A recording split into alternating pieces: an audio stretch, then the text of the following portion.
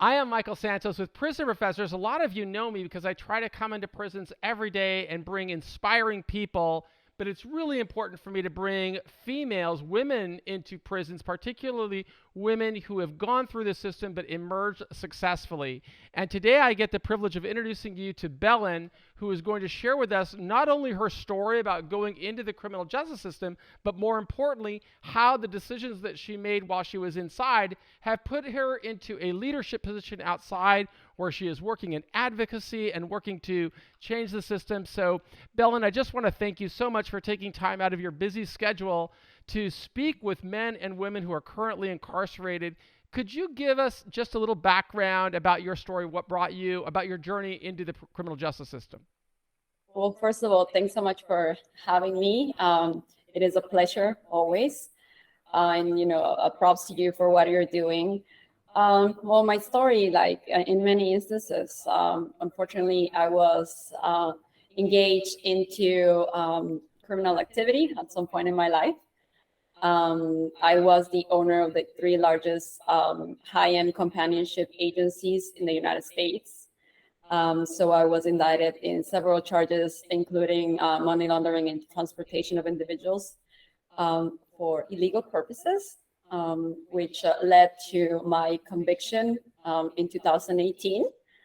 I served a year in federal prison. My total sentence was 15 months. The entire time I was designated to the federal detention center, unfortunately, because there was an issue with my designation and custody classification, which was sorted out later. So I was not able to get any pre-release benefits. So, that's in a nutshell what had happened. But I think the important takeaway there, for if I were still in prison and for people who are working through the various courses that we offer, the important takeaway is if you can just listen to the elevator pitch, the poise and the dignity and the confidence with which Belen was able to express it. She didn't hide from her past. In fact, when I reached out to her and asked her to volunteer and speak with women in prison, I said I wasn't even going to talk about her crime. And she said, no, that's completely fine. And so that's something that perhaps everybody in prison should be thinking about. How can you model behavior like Belen just showed us? That immediately she said, unfortunately, I was involved in criminal activity. I went to prison and had some challenges in not being able to go to a camp or participate in pre-release. But what you don't hear are any excuses. What you hear is about somebody who speaks with confidence, and it's my hope that people who work through our programs can try to model that behavior to transform their life. And maybe, oh God, I'm getting some audio kickback now. Maybe you could tell us a little bit more about your experience in prison and how you use that time inside to start positioning yourself for success that you've got outside right now. Well, part of my journey and part of the time that I spent in prison was a time of self-reflection. I wanted to make sure that I had time to think about what I did, develop accountability, because like you said, it's very important to have ownership of your future. Also making sure that you accept that. In my case, particularly, I was accused of something that I actually did. And that brought me a lot of closure and helped me heal inside so that I can prepare for the future. Being in prison is not easy for anybody. Obviously, my sentence was shorter than most people. Yours was lengthier, but it doesn't mean that you should not work on your reentry and your reinsertion. And I think whatever time you're in, use it effectively and intentionally so that you do amazing when you are released.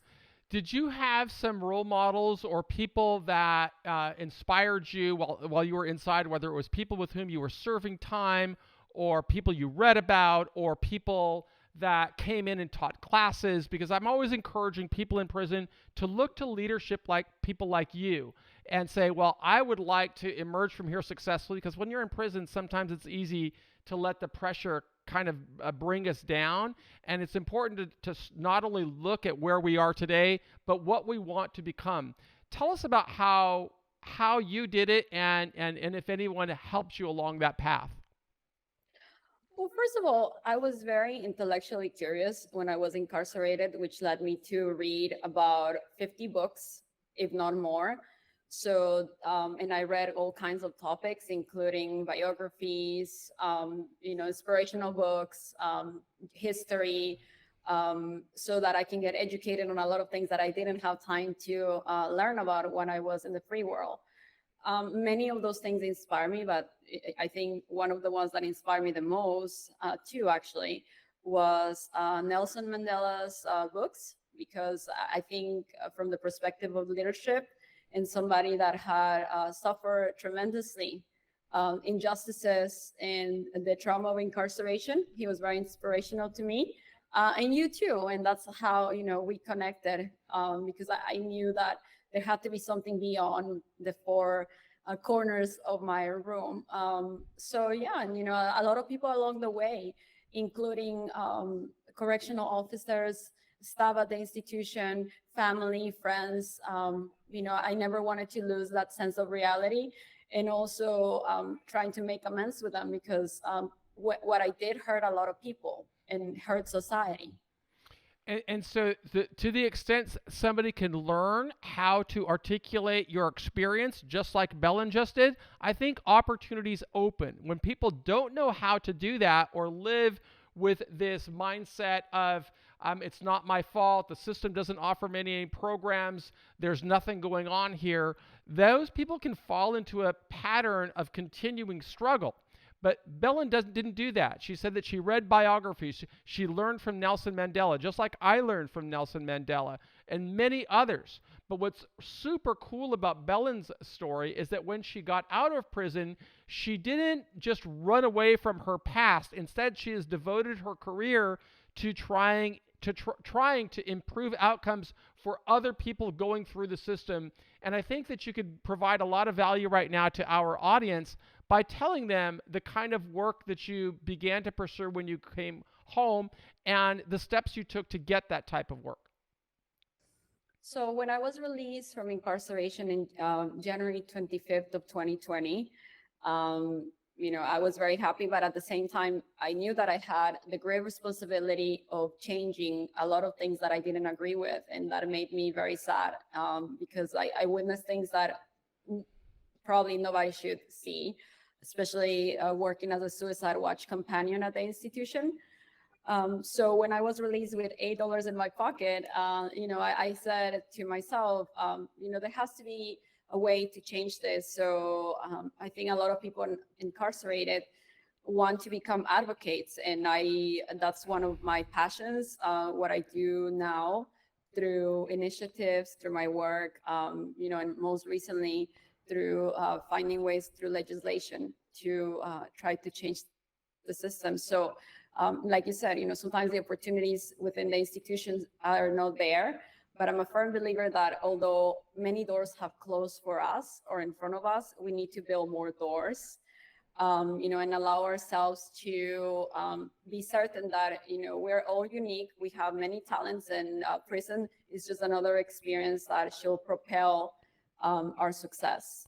So you said you got out of prison with $8 on your account. Could you walk us through some of the complications you felt coming back to society with $8? What were your first steps? I was fortunate to have a great support system that provided me housing, provided me with love, support, care, understanding. But it's challenging for anyone to secure these things, because most people are not as fortunate as I am, especially from the financial perspective. I think also the challenge is society, because even though I was able to successfully survive prison, I think the challenge now is surviving the stigma, surviving the collateral consequences that are more than 44,000 is being said. So, just reintegrating fully, and even, in this aspect of supervised release, education, some individuals are unable to get education because some universities will not allow justice impacted individuals to be in campus. So that was one of my challenges. I continue experiencing this, but with the hope that instead of being part of the problem, I guess, I'm going to be part of the solution through advocacy and, legislative changes. So what type of work are you doing to earn a living? How does advocacy, like I do a lot of advocacy work, but it doesn't pay the bills. You don't get paid for that. So you have to be earning a living. Tell our audience a little bit about the challenges of finding employment when you come out of prison and how you overcame them. So, again, I'm, I'm very fortunate. I don't consider myself so extraordinary, right? Because it's been a long journey. I've just been exposed to extraordinary opportunities. And, in that sense, I was lucky to have a job as soon as I was released from incarceration, but I also worked, right? I was doing a lot of legal work for individuals inside the institution, because the idea when I was arrested was that I was supposed to be in law school. So, finding your passion, maybe it's not the time when I was arrested that I had to be in law school. So I explored that when I was in prison, and that is my current career. I'm the office director of a federal criminal defense law firm in Miami. So I do a lot of paralegal work. I do a lot of prison related, no, I guess, affairs or assistance.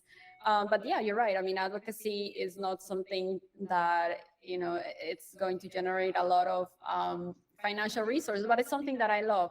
So combining my passion with my work and my knowledge, has served me very well. And it's just finding what you like to do versus something, and along with something that is going to help you reintegrate into society so you can be stable. You said that you were considering law school before you went to prison. Does that mean you already had an undergraduate degree before you were incarcerated? Yeah, so I have an undergraduate degree in organizational management, and I have a master's degree in finance. So I have an MBA too. So you had that before you went to prison.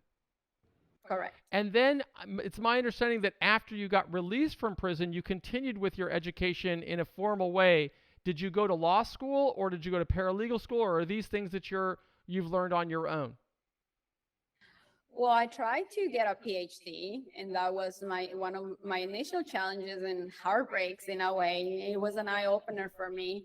I wanted to go to law school. Every law school rejected me because I was in supervised release at the time. That's still the plan. I also tried to get into or enroll into a PhD program. I was rejected because they didn't want me in campus because I was in supervised release and I had an offense. So I've done a lot of training, not necessarily in academia, let's say, but first, I pursue my academic interests on my own. And hopefully, I think in the next couple of years, I'll be going to law school. I hope so as well. And there's quite a few people who've kind of paved the way of coming out of prison and persuaded law schools to admit them, and then even persuaded the American Bar Association to admit them to practice law. So I have no doubt that with your perseverance, you will overcome those challenges. How has you mentioned some supervised release a couple of times, and I think that's something that a lot of people in prison don't fully appreciate, how restrictive that can be. Could you help us understand what your experience on supervised release has been like? Well, luckily, my supervised release was terminated earlier, but I put a lot of work into it. I had 500 hours of community service that was part of my sentence. I always tried to engage into additional activities because I wanted to be seen by the court as someone that really, really was pushing through and becoming a better citizen.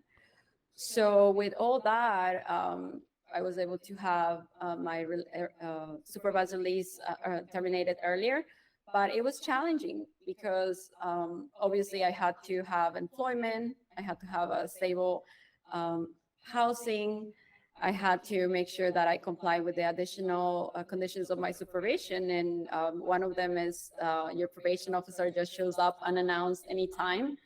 I was not subject to drug testing necessarily frequently, unlike others. But I had to petition the court if I wanted to travel internationally or request permission. So yeah, it's an additional challenge of a sentence. But you can give hope to people in saying that you're not only able to comply with those conditions, but also build a record that may persuade a federal judge to terminate the supervised release early. Did your probation officer support that petition when you applied, or did he just or did he oppose it, or did he have no position whatsoever?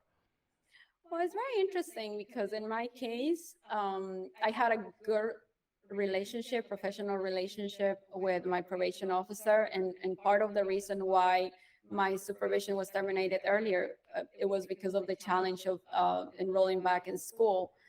And I discussed that with my probation officer, but even though I had complied with all the conditions of my supervision, he was not willing to let me have early termination. So that was a challenge for me. hmm One of the things that I would always recommend somebody who is in prison to be thinking about is take the wisdom that Belen just gave you and listen to start thinking about what seeds can you start sowing today to put yourself in a position that when you do ask for early termination or a higher level of liberty, you've got the backup documentation. And the earlier you start creating a release plan and saying, I want to do this, this is what I am doing to prepare for that, it just bolsters your argument later. At least that's what worked for me, was really sowing those seeds during imprisonment, anticipating the obstacles. Too many people in prison feel as though the only challenge is just getting out of prison. But if we listen closely to what Belen is telling us, there are a series of collateral consequences that follow. She's been successful in overcoming them. The question that you should be asking yourself is whether you are sowing the seeds today that will help you overcome those challenges. Belen, I think I would really like to hear a little bit more about your advocacy work. Could you explain what it is you are trying to change? What advocacy projects are you working on now? Well, my passion, one of the things that are very close to me and very dear to me are incarcerated women in prison conditions, because I believe that everybody should be serving their sentence in safe and humane conditions. So that is a great component of my advocacy. I also do advocacy for early release of individuals. Also trying to change legislation. Right now I'm working on the state level in Florida, but I believe that soon I'm going to be in the federal level too. So advocacy has many, many components, but for me is I've dedicated my life ever since I was released to advocate for women in prison conditions because I suffer them. So I Yeah, know what it is. that's a great path. I frequently write about how Frederick Douglass, the person that was born into slavery and then escaped slavery, inspired me when I was in prison, just like Mandela did, because he didn't only wasn't born into slavery, but then escaped it. He didn't go on then just to live his life. He was very much like you, where he tried to use his own personal story and experience to try and change the entire system for everyone else. And I have a tremendous amount of admiration for that. In the federal system, I can tell you what would be really helpful, I think, to have your voice in speaking about these different concepts that I'm advocating for, and that's the broader use of earned time credits, the use of furloughs, the broader use of compassionate release, the pathway to work release programs, and even the reinstatement of the U.S. Parole Commission. There are just so many areas in the federal system that we need your voice to talk about your experience and the challenges that you have faced and how you have overcome it. The more we can spread those messages, the more we could make administrators aware of it, legislators aware of it, judges aware of it. And I just think that you play a really crucial role in that, not only because you went through prison, but because you became successful on the other side of the journey.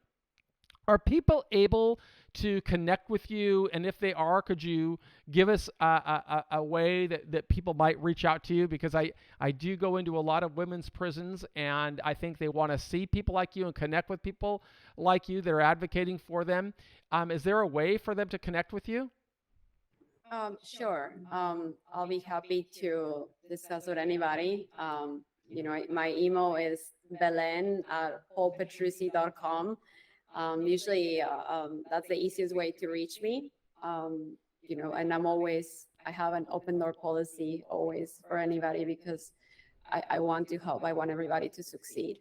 And if you didn't catch that, a lot of people, of course, have the pathway to connect with me. I will happily pass along messages to Belen, because I really think that we are building an ecosystem and a community, and it's so important for all of us to work together. But I want to ask you, Belen, are there some questions that you would have liked to have heard while you were serving your sentence that you would like to communicate? Because we're reaching tens of thousands of women, both in state and federal prison. Not only women, but men as well. And maybe there are some questions I didn't ask that I should have asked that you would like to share with our audience. Well, I think we touched on this a little bit, but having a positive mindset is very important. There's going to be a lot of discouraging situations because prison is meant to be like that. Prison is not meant to be a place where everybody is happy and everybody is just enjoying their time. But prison also is what you make it. So having a positive attitude, taking advantage of the time to be productive. Now that the First Step Act has been somewhat implemented, taking those classes, getting the mental help that maybe on the outside was very difficult, substance abuse, connecting with people, trying to understand that sometimes correctional officers, we might see them in an antagonistic role, but sometimes they can help us in many ways, especially because I like to think that they should be our biggest supporters. And also don't hesitate to open your mind. There's a lot of things that resources and opportunities that people don't know about. So there's individuals like us are able to connect them with individuals incarcerated, and be curious. Try to stay positive. I know it's hard being on the outside to say that, but we've lived through that. And use your story as a way to let society and let communities and let lawmakers know that we matter, that they can't forget about us, that our story is very powerful, but we need to know how to use it in a way that creates community and collaboration instead of creating just simply negativity. And and how has you've been home now for a little over, is it longer than 3 years or just under 3 years? A little bit over 3 years. A little bit longer than 3 years. How has the past influenced your personal life? I mean, as a career, you seem to have really rebounded and be at the top of your game. But on a personal level, are there collateral consequences that you experience that we might want to let people in prison know about? I'm not gonna lie. After being incarcerated, I have trauma. I have, like for example, when I hear keys, just like vibrating or the noise, I have extreme PTSD from that, and we have a lot of trauma after being incarcerated. So that's a challenge. I'm working on it, getting for some therapy, getting more support. But also having goals, there's a lot of challenges. And like I said, the stigma of society, it's the judgment, but we should be able to hopefully put that behind us and make it a positive note instead of negative. Well, I just really want to thank you. I know that you're super busy, and I just want to thank you for taking the time. I'm always looking to profile women anybody who's gone through prison and emerged successfully. I think that what we could all find is that the decisions a person makes very early on in imprisonment puts them on a pathway to something better. I'm going to close by asking you one question that's really, I always try to obliterate this message in male prisons. I don't know if it exists in women's prisons, but in men's prisons, people frequently hear this message that the best way to serve time is to forget about the world outside and to just focus on their time inside. And I'm curious, do people and do women who are in prison, do they hear that same message, or is it not as profound? Well, I mean, for women, it's a little different because some of them have children. So I think it affects them in different ways than versus someone who doesn't. So sometimes they are in prison because of different situations that happen with their significant others on the outside and circumstances. And I want to say or think that as much as that, could apply for men, for women is different. So, and I don't think you should forget about the world outside unless you really want to disconnect yourself from society altogether. But it should also be a motivation of an individual who's incarcerated to be better and to heal their family, to make amends with their family, because like I said, our offenses sometimes causes a lot of sorrow and trauma for children, parents, significant others. So yeah, use them as a motivation. So another consistent message of somebody who succeeded outside, we're giving that message. Don't forget about the world outside.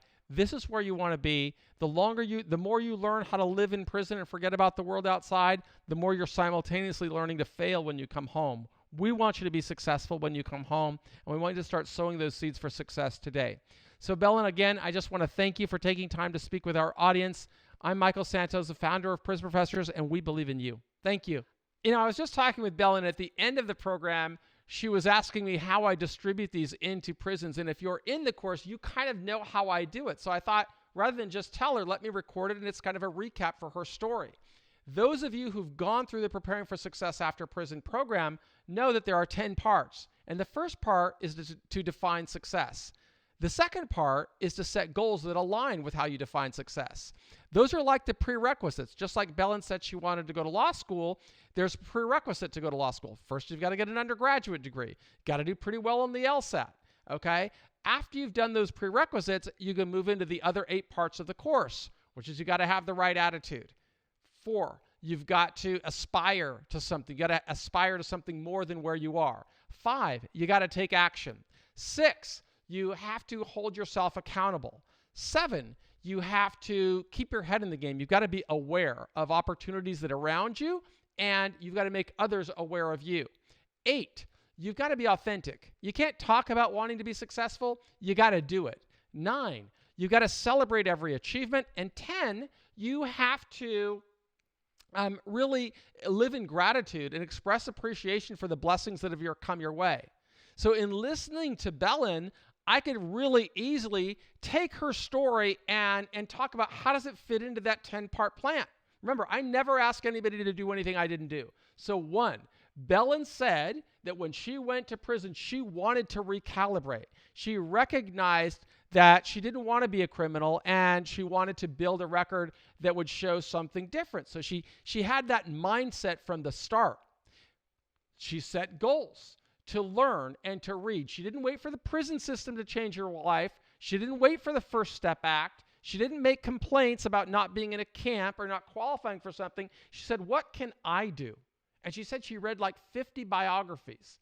That's something anybody can do, right? Look for leaders, find out what clues they've left, and try to emulate their behavior. She mentioned Nelson Mandela. Nelson Mandela inspired me. Who's inspiring you? So if you figure that out, then you can set goals just like she did. Read books and learn. 3, attitude. She never complained. In the whole interview, she never once complained. She took ownership, and she said she's going to do better, and she set very clear goals of how she would get there, right? So I said, have an aspiration. She said that she wanted to be an advocate. She didn't talk about it. She learned. She learned by helping other women with their cases, which made her more skillful in learning about the law. And of course, that put her in a better position to get a job with a law firm when she came home. So she took these incremental action steps of trying to understand what's a 2255, what's the Prison Litigation Reform Act, what is an administrative remedy process, and she could use that to help other people.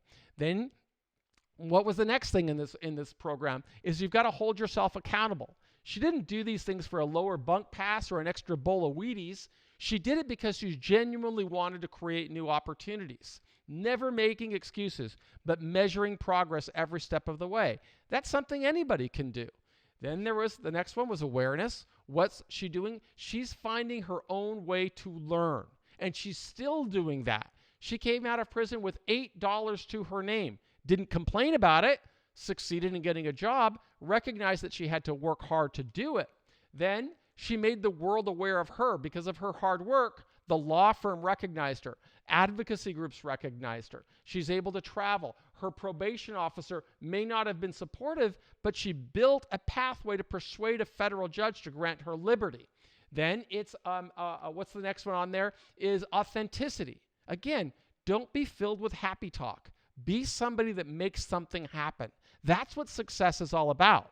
And then it's about celebrating every little achievement. You know, every time you read a book, write a book report. Figure out what you learned. Belen did that. She learned, she grew, and the more little steps she took, the bigger opportunities opened for her. And you could see the last module is she lives in gratitude. She shows appreciation by doing what? Taking time out of her busy day to speak with people in prison. That's why I admire her. That's what the whole 10-part program is, Belen. So that's what we try to share. And I just wanted to see, I always try to say, I can show any leader and they're all following those 10 principles. But the questions, are people in prison doing that, or are they talking about doing that? Does that make sense? Absolutely. So that's the reason we put these on DVDs and we send them back into prisons every day, because Belen's still committed to trying to be the change that she wants to see in the world. But we can't do it. She can't be successful as an advocate unless people in prison are doing their part, staying out of disciplinary infractions, participating in programs, preparing for success. The more that we can show people in prison are ready to come home, the more successful we become in persuading administrators to broaden the use of incentives, and the more we're able to persuade those administrators to lobby with legislators. That's the pathway of advocacy. It's an ecosystem, and every person has a role in keeping that ecosystem going. That's why we want you to help us. All right, that was a supplement to our little video. Thanks. That was great.